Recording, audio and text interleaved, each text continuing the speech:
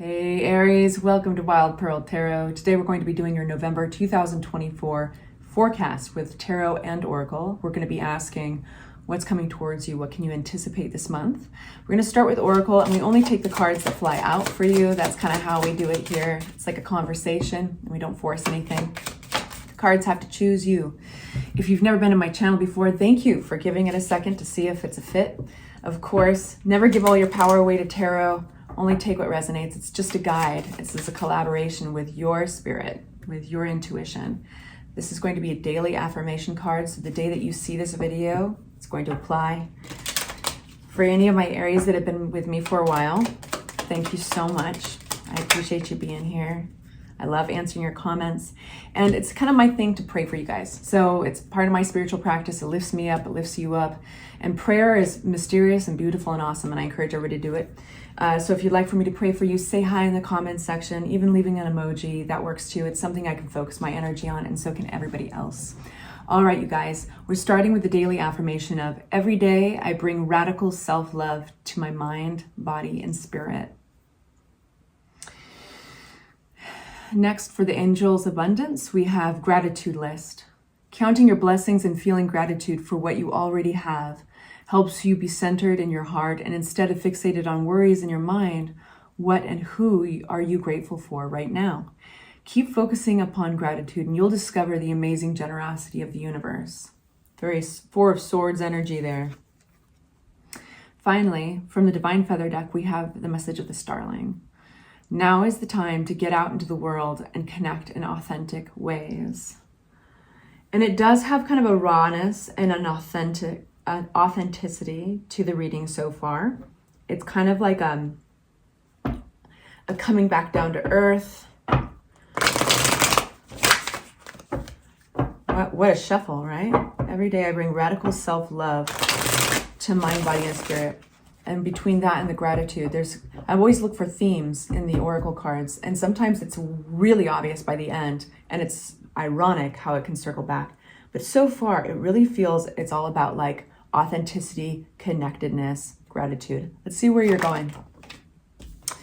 We have the Wheel of Fortune. The wheel turns in your favor, my friend. This is a karmic card to remind you that you're exactly where you're supposed to be right now. All the events that have led you up to here at this point, they were meant to happen. And I know some of you guys are like, BS, that was not meant to happen, this or that. Well, the cards, they don't agree with you. We have the Empress. This is abundance. This is taking something and being able to grow it from something very small to very large. She's the only pregnant card in the deck, and that is just to symbolize that you're in a very fertile energy period time. So it doesn't mean that you necessarily are pregnant. It could, but it's more along the lines of what you're working on now, what you're working on today could grow exponentially. So in other words, it's a very big time for manifesting.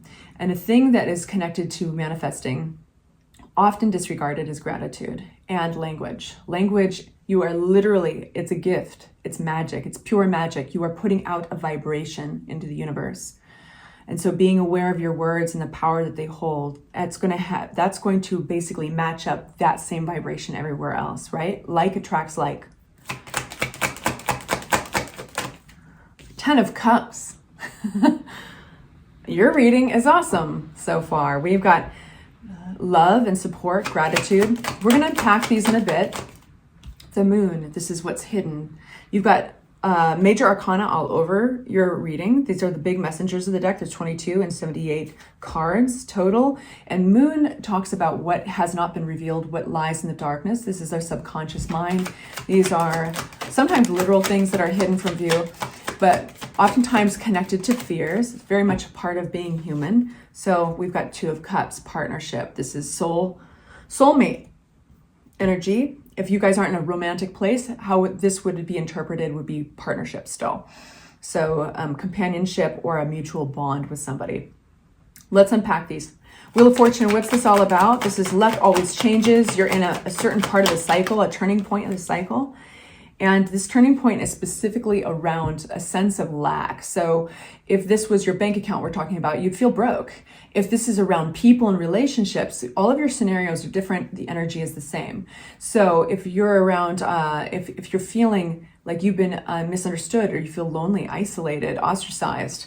Okay, your luck is changing around all of this because you're going into a very stable place. Beautiful. Let me just make sure that's what it's talking about. Clarity on Four of Wands, please, for my Aries.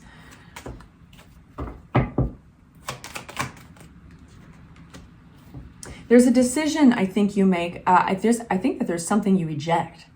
I think there's something you reject, and it's bringing. You're looking at other options. I feel like it almost like you're not interested in this offer that comes, and it could be some of you guys have passed something up in the past.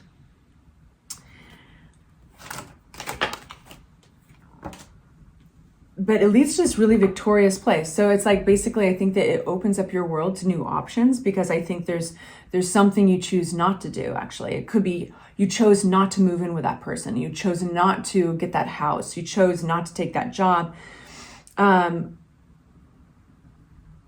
You have victory in this place, a fulfillment. You're completing a cycle of some sort. It's an interesting energy, right? Because it's I don't see it commonly. The world is opening up to you. New things, new achievements, a new cycle. Empress energy. We've got the King of Cups here. Could be a water sign. 10 of Swords. So this is healing, I think. Some of you guys have had kind of an intense ending with somebody, and you're healing, and you're coming out of it way more battle-worn and resilient than you might have expected. I think there's a sense of understanding and actually maybe even a little bit of awe in how you recover and how you don't give up on things. There is this delightful little twist in all of it. What is this delightful twist? Okay, so there's an event. Some of you guys are moving. Some are, so literally, like you're moving your house. You're moving away from your house. I think that you're basically focused on making a recovery, and you're putting yourself first, and you've gotten a chance to see how resilient you are, and there's this newfound confidence because you've seen that. You've seen maybe what you wouldn't have gotten an opportunity before this thing you were recovering from. You just didn't know, right? Like, how can we know how strong we are until we're tested? 10 of Cups. So we're going to this really loving, supported place. And I would say that you guys have money coming towards you. You guys have an opportunity of value. So with the Knight of Pentacles, sometimes it's a person, but this feels like it's an opportunity that is going to put you in the control seat in your life. Maybe you are getting a promotion and you'll be managing more people, or you will be stepping up as a boss. It's got boss energy for sure. And Emperor is ruled by Aries. We also have this feeling that it really creates this loving and supportive environment. You're fed by it. It feeds you. The Moon card. What is this for my Aries? Just make it clear. The Emperor again. Yeah, wow. The Emperor and the 10 of Swords. I have to ask more about that. That's telling me something. What was hidden and buried? What was there? Look how they really wanted to get down to this card. The Wheel of Fortune. You can't make it up. We started with this card, the Wheel of Fortune. This needed to go away. Okay, so there was this boss energy, and I don't think it's the same boss. Like, this is another kind of emperor. It almost feels like this emperor had to go away. This is an ending. 10 of Swords with the Emperor. So this emperor had to go away, and it was hidden in the darkness. And I think it's now been revealed. It's like the wheel has turned to this cycle, this karmic cycle. And I think there was maybe some fears attached to this. Queen of Swords, this is boundaries. This is laying out the line. Like, this is drawing the line. Who's this Queen of Swords? This is acting on your visions. Yeah, transformation, making movements. If there's conflict that you were avoiding, you're not afraid of it anymore, for a few of you out there. Two of Cups, we have the Empress again. So we're just getting all the same cards back out again, and this is the way that tarot can be really funny. We've used 2 different decks now, and we're getting the same cards out from the second deck. We have this abundance around Two of Cups, this soulmate relationship or companionship, this bond. Tell me more. Two of Pentacles, it's not without its compromises. It's not without maybe a little confusion getting there. There's healing here with the Six of Swords. There's abundance here. There's like taking, it feels like somebody needs to take responsibility maybe of something felt unfair at some point, and from that place you can create. The Magician. So basically it seems like something had to come to an end because there was a domineering energy that was destructive, and it was hidden. It was hidden a little bit. Like it might have been coming up in manipulative ways, or it might have just been shoved down because it was connected to fears, maybe fears of loss, fears of isolation, or being ostracized or pushed out. But these had to come out in order to be dealt with. And that meant, eventually that just means healing, right?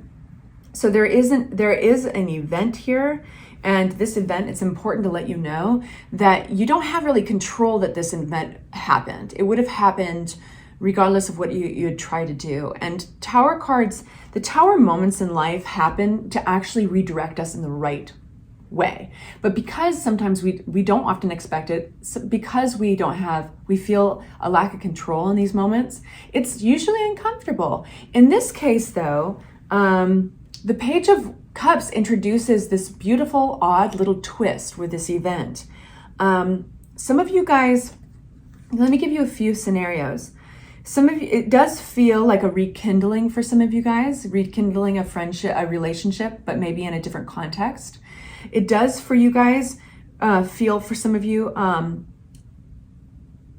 rejecting kind of an offer, realizing you're going to have to do something differently. And in that realization, that action, you go towards the right way. It's like basically you have this ability to be a leader. That's why you rule the Emperor card. You have this leadership quality. It can come out in a good way, or it can come out in a destructive way.